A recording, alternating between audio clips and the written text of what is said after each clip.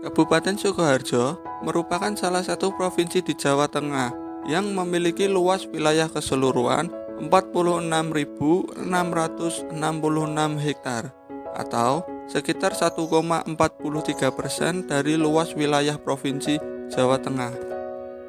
Dengan wilayah seluas itu, Sukoharjo memiliki banyak tempat bersejarah.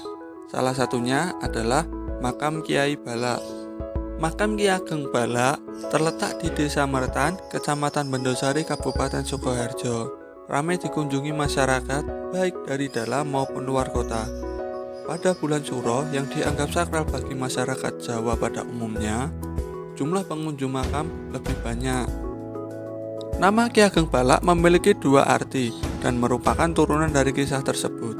Arti pertama, Balak adalah Balelo atau membangkang. Ini karena dia menolak perintah Prabu Brawijaya V saat diminta menikah dan saat diminta pulang ke Keraton Majapahit. Sedangkan arti kedua, Balak adalah pagebluk, yang berarti Raden Sujono bisa menyelesaikan masalah yang terjadi di Majapahit. Karena itu, namanya terkenal sebagai Ki Ageng Balak dan nama aslinya mulai tersamar. Makam Ki Ageng Balak pertama kali dibuka pada tahun 1924. Sejarah Ki Ageng Balak memiliki beragam versi. Ada yang menyebut Ki Ageng Balak adalah seorang pangeran dari kerajaan Majapahit. Di sisi lain, Ki Ageng Balak disebut sebagai pendiri Desa Mertan yang semasa hidupnya mengajarkan kebaikan dan berbagi kepada sesama. Sebab itulah, banyak warga datang untuk berziarah dan kadang menginap selama beberapa hari di areal makam. Namun kisah yang paling banyak beredar menyebut Ki Ageng Balak adalah Raden Sujono, putra dari Prabu Brawijaya V di Majapahit. Raden Sujono menjabat sebagai Pradot Agung atau hakim yang bertugas menegakkan aturan di Keraton Majapahit.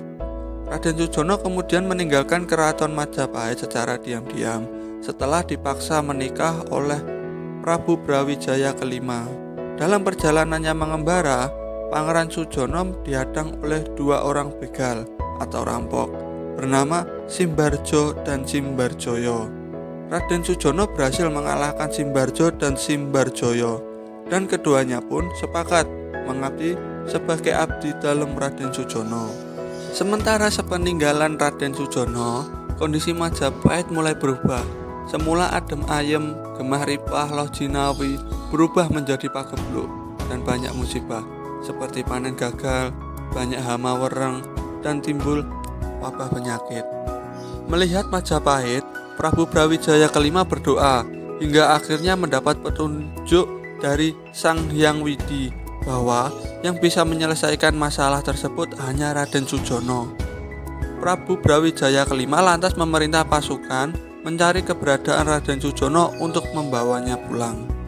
Raden Sujono menolak untuk kembali, namun ia memberikan saran dan prasarana yang harus dilakukan oleh Prabu Brawijaya V untuk memulihkan kondisi Majapahit. Lambat laun, kondisi Majapahit memang pulih kembali. Berawal dari cerita itulah, Raden Sujono bisa menyelesaikan berbagai masalah. Maka sampai saat ini makamnya terkenal sebagai spesialis menyelesaikan masalah bagi yang percaya.